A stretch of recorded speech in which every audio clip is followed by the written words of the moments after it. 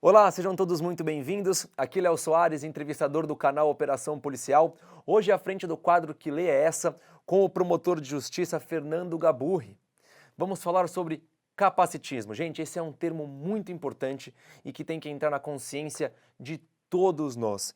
E o Dr. Fernando Gaburri, ele é deficiente visual, então nada melhor do que trazer uma pessoa PCD, portadora de deficiência, para explicar para a gente, de fato, o que é o capacitismo, quais são as dificuldades a gente lidar com esse termo aqui no nosso país, quais são as dificuldades das pessoas com deficiência adentrarem no mercado de trabalho, o acesso à educação, e é por isso que nós trouxemos aqui o promotor de justiça, Fernando Gaburri. E antes de eu passar a voz para o promotor, eu vou fazer uma autodescrição do que acontece aqui agora, porque pessoas com deficiência podem estar acompanhando o nosso canal e acompanhando esse vídeo. Então vamos lá. Eu sou o Leonardo, eu sou entrevistador do canal Operação Policial, eu tenho 1,78 m de altura, tenho cabelos pretos, cor de pele branca, estou vestindo uma camiseta polo branca de manga curta, calças azuis e sapato social preto. Estamos no cenário do canal Operação Policial. Aqui contém uma cadeira a qual estou sentado, uma mesa de centro com uma xícara, uma televisão mostrando o promotor Fernando Gaburri e um cenário atrás todo revestido em preto. Promotor Fernando Gaburri, seja muito bem-vindo ao nosso canal. Agora eu passo a voz a você para você fazer a sua autodescrição e depois, por favor, você já pode começar nos dizendo o que é o capacitismo. Seja muito bem-vindo. Muito obrigado, Leonardo, uma satisfação em estar conversando com você e com todo o seu público. Eu sou o promotor de justiça Fernando Gaburri, sou pessoa com deficiência visual em grau de cegueira, tenho cabelos pretos, pele morena clara, tenho olhos castanhos, sobrancelhas um pouco grossas. Estou muito feliz de estar aqui, estou vestindo um paletó marrom, com uma camisa rosa e uma gravata prateada, com alguns detalhes de flores também prata. Atrás de mim tem uma parede branca e estou aqui num cômodo da minha casa que eu utilizo como escritório. Bom, o termo capacitismo é relativamente novo no nosso vernáculo, mas já consta, inclusive, do vocabulário oficial da língua portuguesa, que é da Academia Brasileira de Letras. E, em termos simples, o capacitismo significa a discriminação ou a negação de direitos em razão da deficiência da pessoa. Quando a gente pensa nesse termo, parece bastante simples, né, doutor? A gente entender o significado, mas é muito difícil nós colocarmos em prática a educação para com essas pessoas. A gente sabe das diversas dificuldades que o nosso país enfrenta com as pessoas com deficiência, certo? E são elas qualquer tipo de deficiência, que a gente chama de deficiência física, visual, mental, auditiva, enfim. E eu quero que você traga para a gente, nesse nosso cenário atual, quais são as principais dificuldades que essas pessoas PCD, as pessoas com deficiência, têm aqui no nosso país. E aí você pode abordar num cenário geral.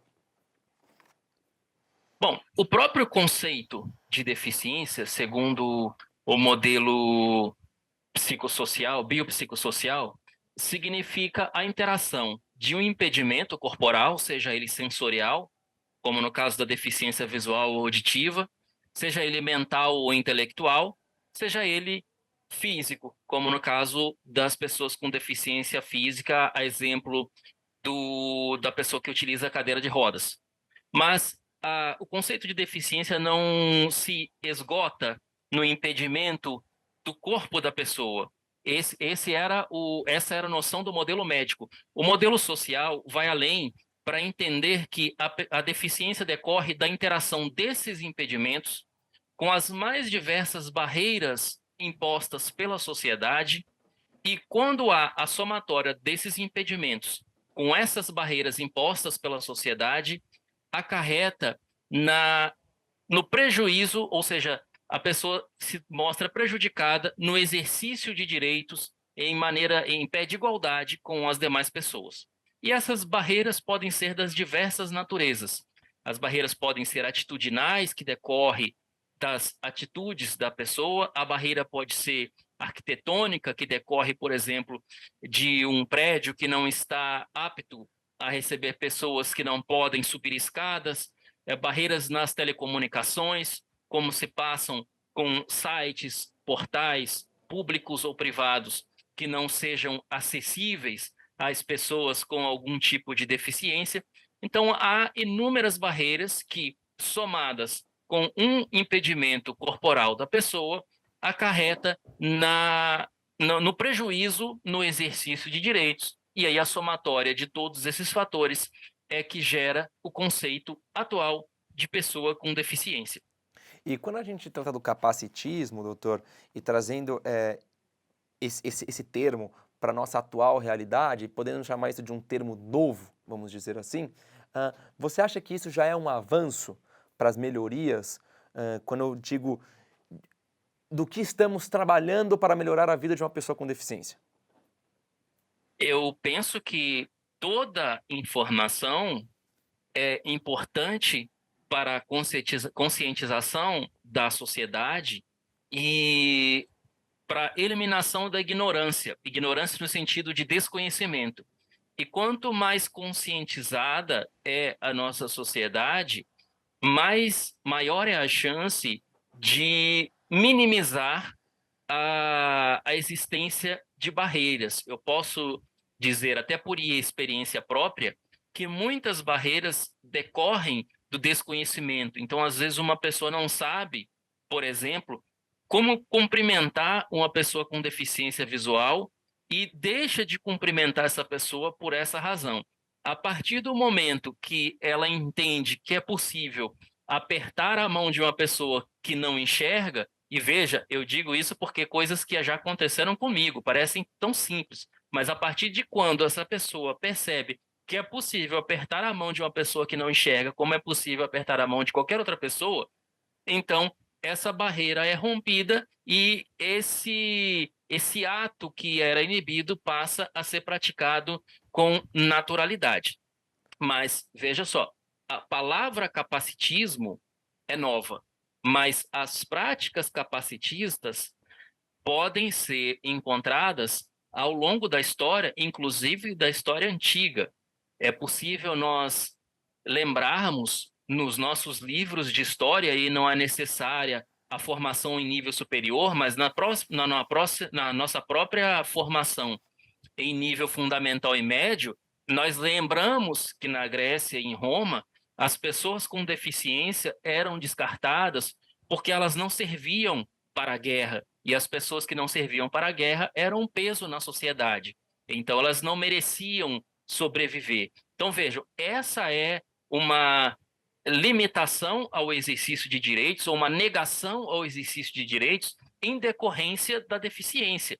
Então, nós podemos encontrar a prática capacitista desde a antiguidade greco-romana. Logicamente que com a, a invenção do termo capacitismo, que ocorreu primeiramente nos Estados Unidos e depois foi traduzido para o Brasil como essa palavra, capacitismo, claro que torna mais possível e mais palpável a luta contra a capacitista, ou seja, quando se conhece o inimigo, vamos dizer assim, entre aspas, é possível com mais facilidade combater esse inimigo ou até mesmo desmascarar esse inimigo, porque eu acho que até essa palavra é melhor, no sentido de que muitas vezes o preconceito está no desconhecimento e não propriamente na intenção da outra Com pessoa em certeza. praticar o preconceito. Com certeza, com certeza. Concordo com tudo o que você disse. E doutor, o que o governo vem fazendo para acabar com essa prática capacitista, para acabar com o capacitismo, para diminuir essa discriminação, esse preconceito contra as pessoas com deficiência? Nós temos, desde a Constituição de 1988, um grande avanço em termos legislativos sobre os direitos da pessoa com deficiência e, por via de consequência, um combate, vamos dizer assim, ao capacitismo. Embora na década de 80, quando foi aprovada a Constituição, em 88, não existisse esse termo. Em 89 já tivemos uma lei muito evoluída para sua época, que foi a Lei da Política Nacional da Pessoa com Deficiência, a Lei 7853 de 89. Já nos anos 2000, nós tivemos duas leis muito importantes. A Lei 10.048, que tratava, ou que trata, porque ainda está em vigor, do atendimento prioritário às pessoas com deficiência, e a Lei 10.098, que trata da obrigatoriedade de acessibilidade dos prédios públicos e prédios particulares de uso público. Vamos imaginar, por exemplo, que na minha cidade o aeroporto é particular, ele é de uma concessionária. Mesmo assim, como ele é de uso público, ele tem que apresentar acessibilidade. Em 2006, houve a aprovação da Convenção das Nações Unidas sobre o Direito das Pessoas com Deficiência, que foi aprovada no Brasil em 2008 e recebeu status de emenda constitucional em 2009. Em 2015, nós temos a Lei Brasileira de Inclusão, ou Estatuto da Pessoa com Deficiência, que trouxe inúmeros avanços e praticamente repetiu muitas das coisas que já estavam na convenção. Então, nós temos um arcabouço normativo de primeiro mundo. O que nós precisamos agora é aplicar toda essa legislação. E aí, muitas vezes, nós nos deparamos com atitudes governamentais que parecem mirar para uma evolução e, ora, mirar para um retrocesso. Haja vista aquela grande polêmica que ocorreu há mais ou menos 2 anos ou 3 anos em relação às pessoas com deficiência mental e intelectual não estudarem em escolas regulares, mas sim em escolas especiais. Foi uma situação muito polêmica e que, aos olhos da grande maioria dos operadores do direito, implicaria em um retrocesso inadmissível. Então, a gente sempre tem que estar atento que esses direitos que nós conquistamos com muita luta e demoramos muito tempo para conquistá-los, eles precisam ser defendidos, porque, embora na teoria eles não possam ser retirados, nós temos o princípio da vedação ao retrocesso, na teoria eles não possam ser retirados, na prática, se não houver uma luta insistente e consistente do movimento das pessoas com deficiência, essas poucas conquistas que tivemos até hoje podem ser perdidas. E doutor, quando você me traz essa explicação, me vem na cabeça as dificuldades de uma pessoa PCD de ingressar no mercado de trabalho, né? E eu acho que no mercado de trabalho a gente vê bastante o capacitismo. Você pode me contextualizar um pouquinho quando a gente fala do mercado de trabalho em si? Claro, o mercado de trabalho é um dos grandes desafios hoje para a pessoa com deficiência. Isso porque a grande maioria dos postos de trabalho na iniciativa privada, não vou nem me referir neste momento aos concursos públicos, passa por uma entrevista ou passa por uma análise de currículo em que não se tem acesso, o candidato não tem acesso aos critérios utilizados pelo examinador, pelo avaliador, para rejeitar ou admitir determinado currículo. E também nós percebemos que, na prática, alguns postos de trabalho, quando ocupados por pessoas com deficiência, são postos de trabalho que não expõem a pessoa ao contato com o público. Então, por exemplo, e sem nenhum demérito, é possível que se perceba que uma pessoa com deficiência trabalhe no almoxerifado, numa câmara escura de revelação de raio-x, mas raramente se encontra, pelo menos com a deficiência mais grave, alguém numa recepção de algum estabelecimento, ou seja, aquela pessoa que terá o primeiro contato com o público. Isso também passa por uma outra situação.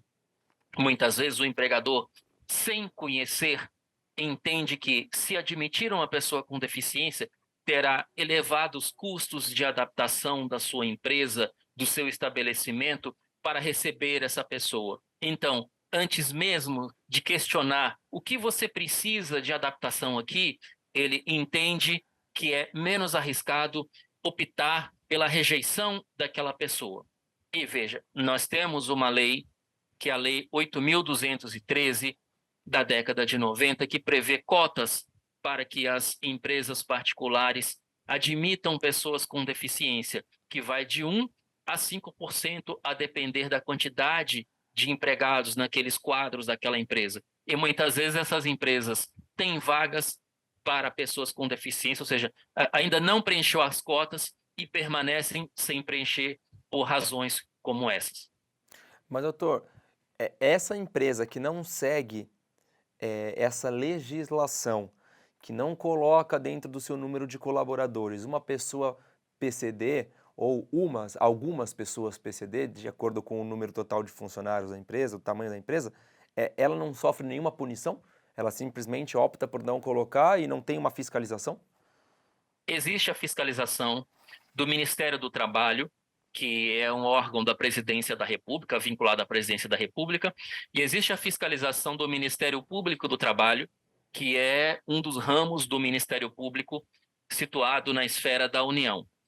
O que ocorre é que, muitas vezes, o empregador alega que não encontra pessoas capacitadas com aptidão para ocupar aquela vaga e, portanto, não preenche a vaga.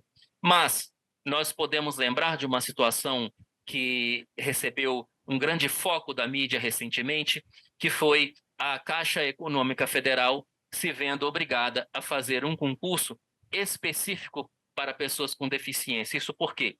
Porque a Caixa Econômica Federal, assim como o Banco do Brasil, embora sejam bancos públicos, adotam o regime jurídico de direito privado. Então, eles são como se fossem uma empresa privada, como se fosse um banco privado. Então, eles são obrigados a preencher aquela lei de cotas, a mesma para a iniciativa privada. E aí, por isso que ocorreu recentemente um concurso que, salvo engano, preencheu mais de 4.000 vagas na Caixa Econômica Federal, exclusivamente por pessoas com deficiência. Então, realmente é preciso que as pessoas com deficiência e o movimento das pessoas com deficiência levem ao conhecimento das autoridades públicas o fato de que existem empresas que não estão preenchendo as cotas com pessoas com deficiência, para que o poder público possa tomar conhecimento do fato e promover a fiscalização e eventual responsabilização, seja na área civil, seja na área administrativa. Doutor, qual seria essa responsabilização da empresa? O que ela responderia?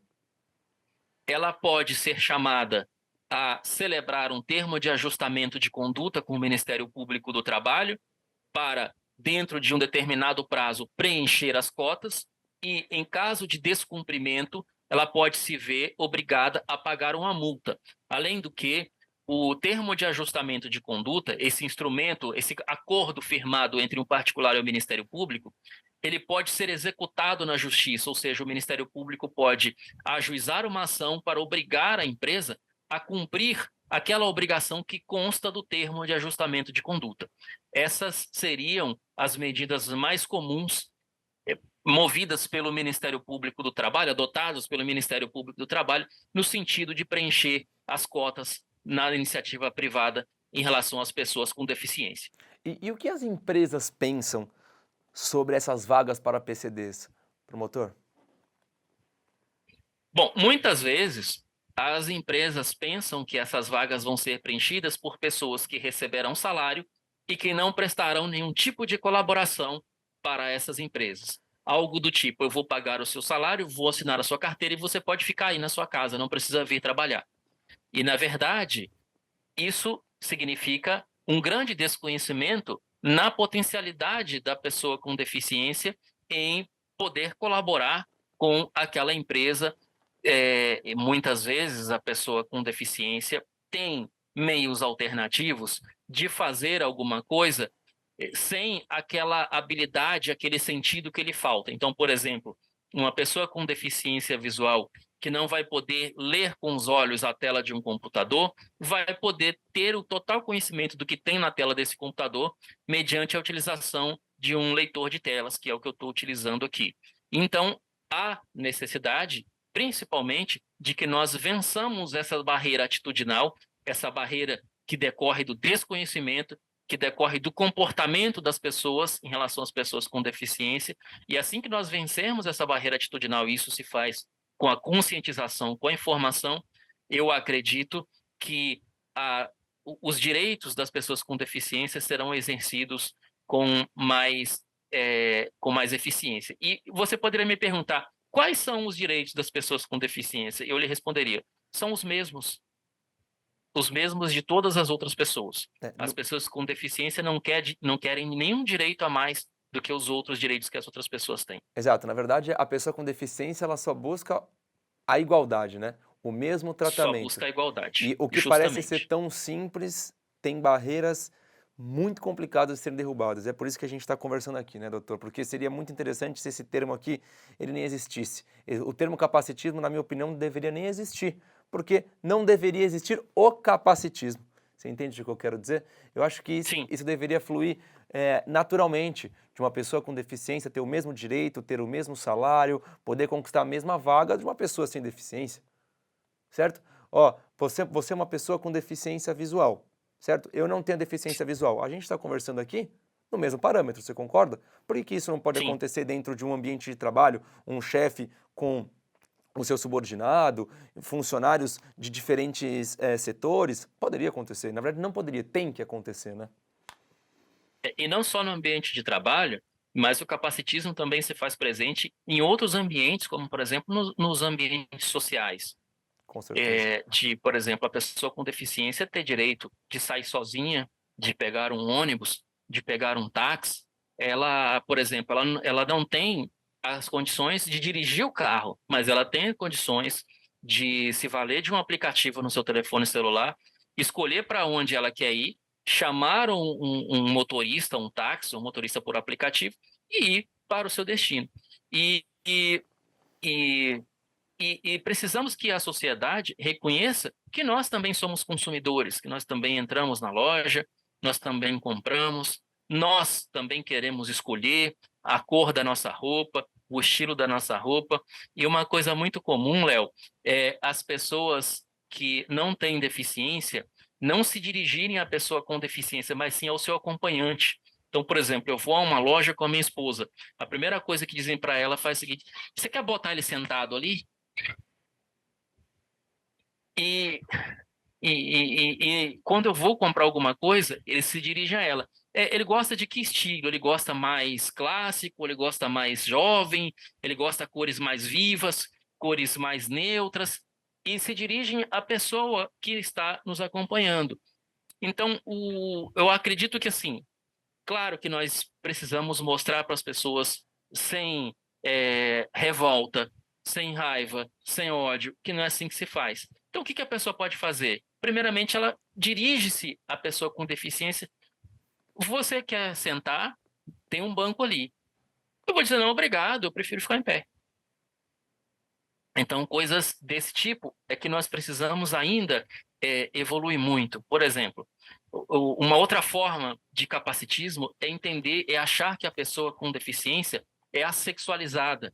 Pelo fato da pessoa ser cega, pelo fato da pessoa ser cadeirante, pelo fato da pessoa ser surda, não significa que ela não vá se relacionar sexualmente com outras pessoas, de acordo com as suas preferências sexuais. Sim. Então, assim como cada um tem as suas necessidades e tem os seus interesses, a pessoa com deficiência, idem.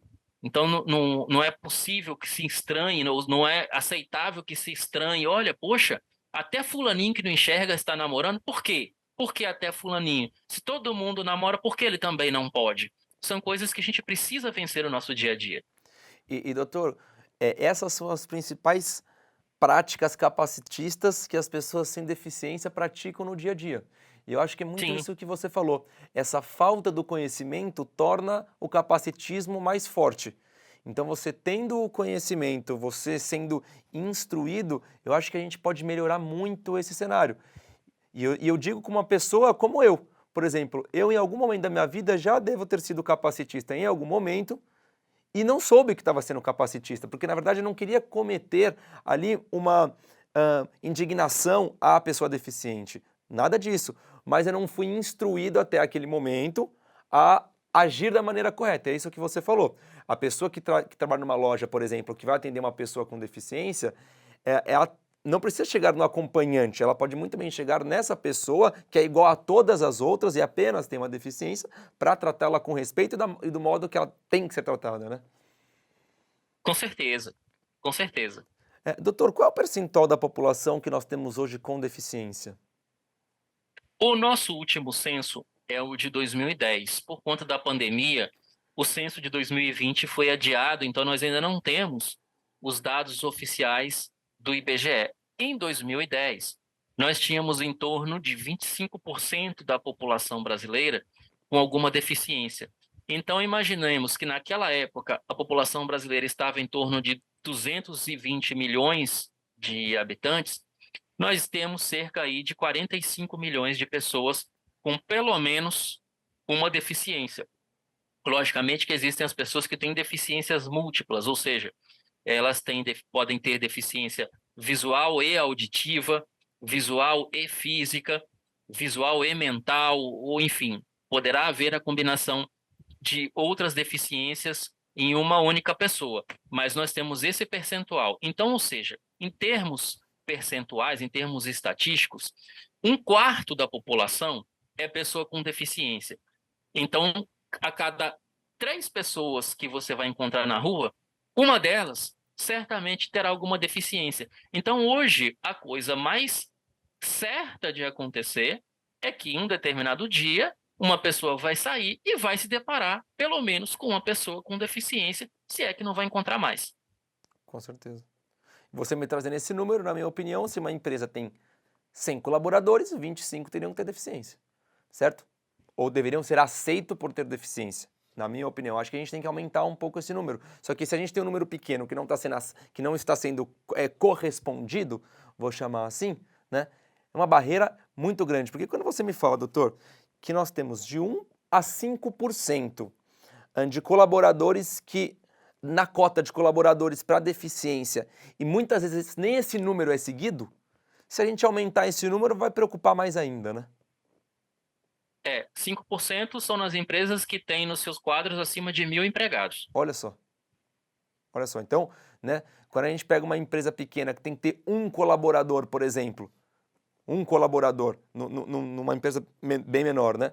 A gente já tem Sim, a dificuldade, você imagina se em algum momento a gente ia aumentar esse número, o que eu acho que deveria ser aumentado.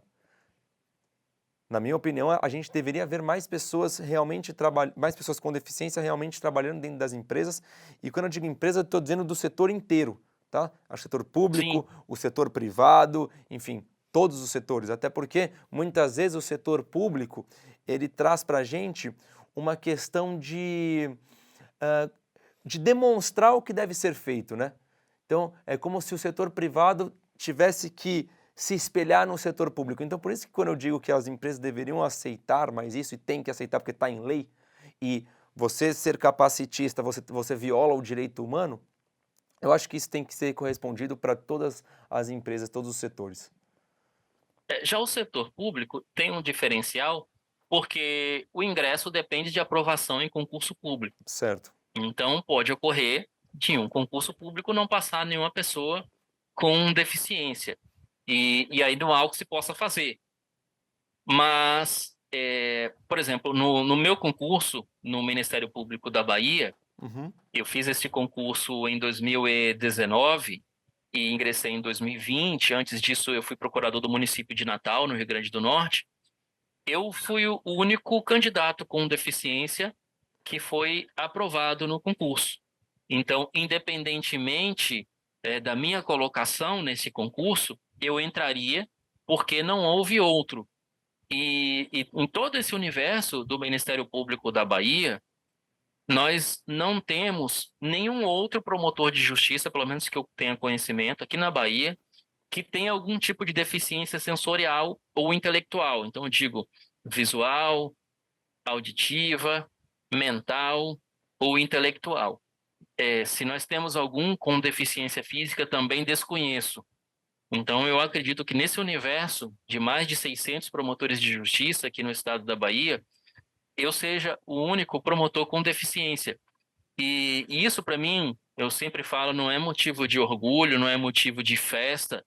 Eu gostaria de ter sido o 100º, até porque eu já receberia aqui um caminho aberto, com mais direitos já conquistados, Com sendo que eu não certeza. precisaria ter tanto esforço de eu ter que conquistar para que o próximo chegue. Mas também não acho ruim vamos dizer, essa missão de abrir o caminho para o próximo que vai vir, e espero que venha, nós estamos com o concurso aberto, espero que passem outros, espero que, de alguma maneira, eu possa colaborar para que a nossa administração do Ministério Público se conscientize que é possível que um promotor consiga desenvolver com responsabilidade e produtividade a sua função, mesmo tendo uma deficiência. E doutor, você acha que outras pessoas com deficiência ah, ficam inibidas em relação a algumas vagas? Por exemplo, como um cargo bastante cobiçado como promotor de justiça, um cargo mais relevante dentro de uma empresa. Você acha que a própria pessoa, por ela ter deficiência, ela fica inibida e muitas vezes deixa de lado um sonho ou um objetivo por conta da sua deficiência? Eu acho que às vezes sim, e não é uma coisa que parte dela, não começa com ela, Exatamente. mas ela pode avaliar, ponderar, sopesar todas as barreiras que a sociedade vai colocar para ela e às vezes ela entender, poxa, nesse momento da minha vida eu não estou disposto a isso. Eu até tenho esse sonho de conseguir chegar a tal lugar, mas enfrentar tais e quais barreiras nesse momento, por qualquer razão, eu não estou disposto. Então isso pode acontecer, eu acredito que aconteça sim. Eu mesmo imaginava as dificuldades que passaria aqui no Ministério Público, até porque a primeira lotação, a pessoa vai para o interior e tem assim uma chance de escolha muito pequena, um leque de escolha muito limitada. Ou seja, vão apresentar, nosso caso fomos 25 aprovados. Então apresentaram para nós um catálogo de 30 comarcas. Então, lá, dessas 30 comarcas, nós poderíamos escolher se a gente queria uma ruim, uma péssima ou uma horrível, e dentre essas, a gente escolhe a menos pior.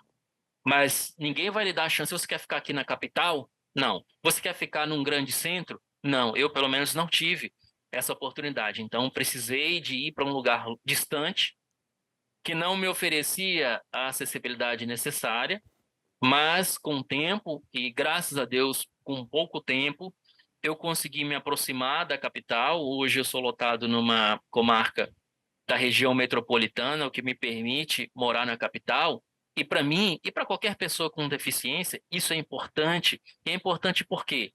Porque nós precisamos de acessibilidade em todas as áreas da vida, não só no trabalho, mas também no lazer.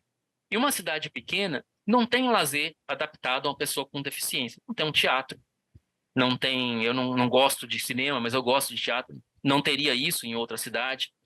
Não tem um shopping para passear, para poder andar em um lugar que vai ser plano, que não vou ter tantos obstáculos na minha frente.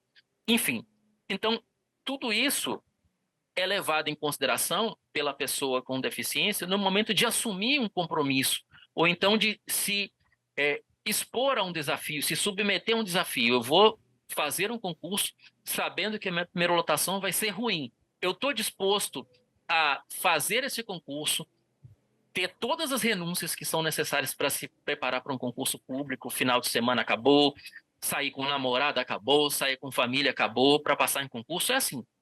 Para depois eu passar nesse concurso e ir para um lugar ruim e passar um tempo nesse lugar ruim até que eu vá para um lugar bom. E às vezes a pessoa fala, poxa, eu até gostaria de ocupar esse cargo, mas nesse momento da minha vida eu não estou disposto a isso. Então, pode existir, e eu acho que inicialmente não parte da pessoa, parte do contexto, e ela decide por naquele momento não aceitar o desafio e postergar isso para um momento futuro. É, exatamente. Você respondeu exatamente o que eu imaginava e o que eu penso, que não parte dela. Ela sabe das dificuldades que terá pela frente e ela decide naquele momento renunciar àquele objetivo justamente por não estar no momento de vida que ela não quer enfrentar tudo aquilo porque ela sabe que vai ser um caminho árduo, né? A pessoa com deficiência, infelizmente, ela sabe que o caminho é árduo. E, doutor, só para a gente dar mais uma ênfase aqui, ah, a gente tem a lei de 2015, né, que é o Estatuto da Pessoa com Deficiência, é a lei 13.146, de 6 de julho de 2015, certo? Certo.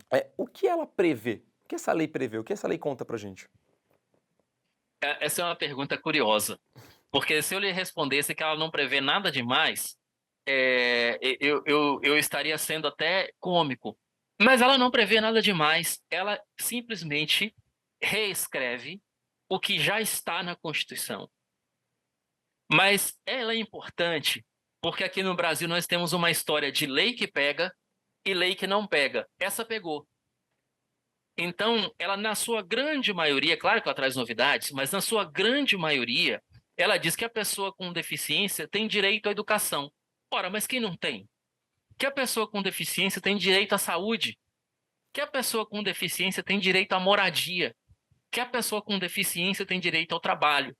Precisou de uma lei vir dizer isso para que as pessoas acreditassem, poxa, então agora sim, agora as pessoas com deficiência têm direito à moradia, a trabalho, à escola, à saúde, à educação. Não, elas sempre tiveram. Mas claro que essa lei proporciona aquilo que a própria Convenção da ONU determina, que a sociedade deve ser conscientizada sobre os direitos das pessoas com deficiência. Esses direitos são temas que devem ser debatidos pela sociedade. Isso preconiza a Convenção. E a Lei Brasileira de Inclusão, ou Estatuto da Pessoa com Deficiência, são dois nomes que recebem a mesma lei, conseguiu proporcionar isso para a sociedade, conseguiu trazer o holofote para a importância do debate, para que esses direitos estejam na ordem do dia, ou seja, numa padaria, na hora de comprar pão, chegar uma pessoa com deficiência, vir buscar pão num ponto de ônibus, tem uma pessoa com deficiência e diz, estou aqui para pegar o ônibus e ir para o trabalho, e ir para a escola, ou vou para o médico, chegar no médico, o médico atender essa pessoa, independentemente dela estar acompanhada com outra pessoa ou não. E assim, tirando tudo isso que já estava previsto na Constituição, o que trouxe de muito importante a Lei Brasileira de Inclusão foi afirmar a capacidade civil da pessoa com deficiência. Ou seja, ela fez uma virada de chave. Ela presumiu, salvo prova em contrário, que toda pessoa com deficiência tem capacidade jurídica para os atos da vida civil. Então, ninguém pode dizer que só porque uma pessoa tem uma deficiência, ela é incapaz de, sozinha, praticar os atos da vida civil. Não, a presunção é bem a outra. Ela, sozinha, pode praticar todos os atos. Ela é capaz até que se prove o contrário. E também houve uma outra alteração que foi muito importante no Instituto da Curatela, que inclusive deixou de se chamar interdição para se chamar curatela. E por que interdição não é o nome adequado? Porque, por exemplo, quando você vê uma placa no banheiro interditado, o que você pode fazer naquele banheiro? Nada. Quando você vê que uma ponte está interditada, você não pode passar para o outro lado. Então, a interdição significa, em outras palavras, a completa supressão de direitos. Quando diz uma pessoa está interditada, significa que ela está interditada de exercer direitos. Então, a lei brasileira trocou o nome para curatela, e não foi só essa troca. Ela disse, olha, a pessoa com deficiência, quando necessário, não é sempre, será submetida à curatela. E a curatela só vai limitar o exercício de atos negociais e patrimoniais, ou seja, ela precisa do curador para comprar, para vender, para retirar o dinheiro no banco, etc. Mas ela não precisa do curador para casar, ela não precisa do curador para namorar, ela não precisa do curador para ter filhos, ela não precisa do curador para escolher em quem ela vai votar, se ela vai torcer para o Flamengo ou para o Corinthians. Então, os direitos que nós chamamos de direitos existenciais ou da personalidade, esses que não têm relação com dinheiro, por exemplo, que religião eu quero ter? Que tipo de amigos, com que tipo de amigos eu quero conviver? Isso o curador não pode limitar o exercício da pessoa com deficiência. Então, vejam, primeiro, a curatela deixou de ser a primeira solução para ser a última solução, e mesmo sendo a última solução, ou seja, mesmo sendo excepcional, ela não pode limitar qualquer tipo de direitos, como podia a interdição. Ela só pode limitar os direitos de natureza negocial e patrimonial, preservando o exercício de direitos existenciais pela pessoa com deficiência. E aí, a lei brasileira de inclusão, o estatuto, trouxe um instituto chamado tomada de decisão apoiada. Significa dizer, quando a pessoa com deficiência precisar de ajuda, em vez da curatela, ela pode solicitar este procedimento de tomada de decisão apoiada, e o juiz vai nomear duas pessoas da confiança dessa pessoa com deficiência para auxiliá-la, mas veja, para ser coadjuvante dela.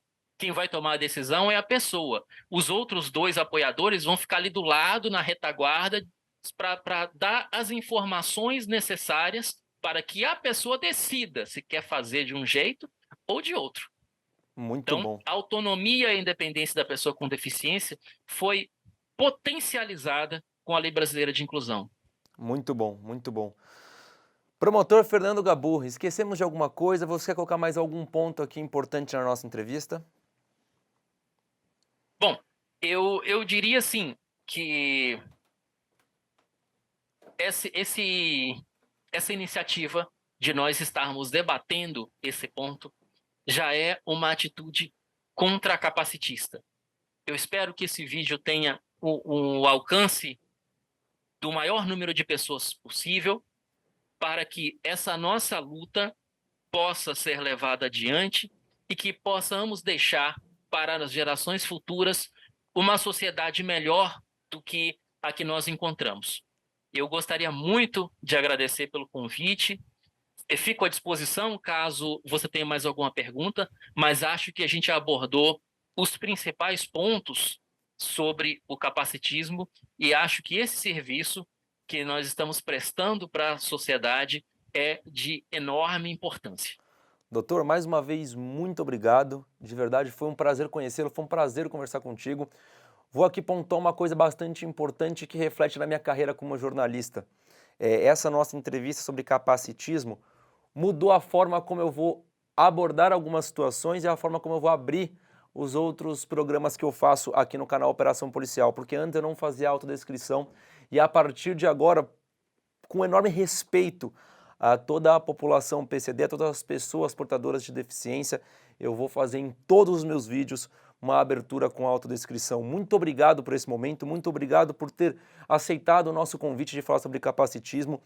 Eu hoje não vejo nenhuma pessoa melhor para trazer esse tema aqui para o nosso canal e para impactar todas as outras pessoas que vão nos assistir. Uma pessoa melhor que você. Muito obrigado. Eu que agradeço, um forte abraço e até uma próxima oportunidade. Hoje eu conversei com o promotor de justiça Fernando Gaburri sobre capacitismo. Gente, não às práticas capacitistas, ok? Não às práticas capacitistas, não à discriminação, ao preconceito contra as pessoas por elas serem deficientes. Vamos acabar com isso. Nós do canal Operação Policial, junto com o promotor Fernando Gaburri, estamos aqui para isso, não ao capacitismo. Muito obrigado pela sua audiência, as nossas redes sociais estão à disposição, o nosso e-mail op@medialand.com.br também está de portas abertas. O que você precisar, nós estamos por aqui. Muito obrigado, vejo vocês na próxima semana. Até a próxima. Tchau, tchau.